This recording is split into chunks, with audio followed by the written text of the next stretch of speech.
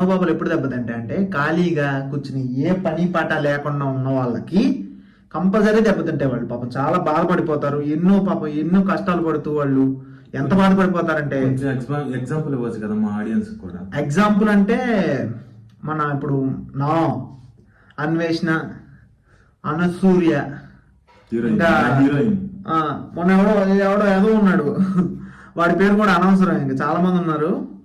Main ఈ 2 క్యాండిడేట్లే, అనసూర్యను, వీళ్ళిద్దరు main క్యాండిడేట్లు.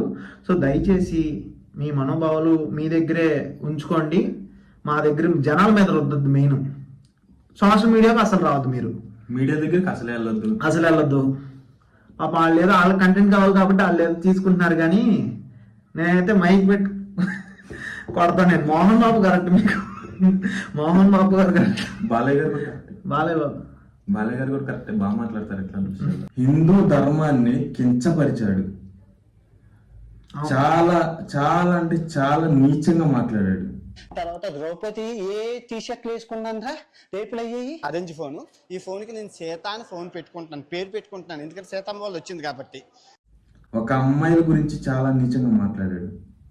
వాడికి ఏ రైట్స్ ఉన్నాయి? మన హైందవ ధర్మాన్ని కించపరచడానికి ఏ రైట్స్ తో మాట్లాడాడు?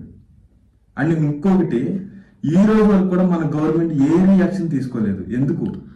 కేసు ఫైల్ చేశారు, కేసు ఫైల్ అయింది, దాన్ని యాక్షన్ ఎందుకు తీసుకోలేదు? మన దేశంలో తిరుగుకుంటా ఈ రోజు వరకు కూడా వీడియోస్ పోస్ట్ చేస్తూనే ఉన్నాడు. ఈ రోజు వరకు కూడా కనీసం సారీ పలానా ఆ వీడియో డిలీట్ కూడా చేయలేదు. కనీసం ఆ వీడియో డిలీట్ చేయలేదు, ఎవరికి కూడా అపాలజీ చెప్పలేదు.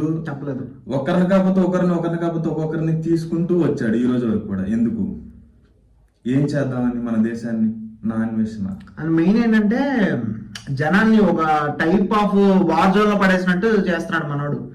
ఇప్పుడు నా అన్వేషణ తీసుకొచ్చిన టాపిక్ ఎటువైపుకి వెళ్తుందరా అంటే మత భేదానికి బాగా గురి అవుతుంది ఇప్పుడు.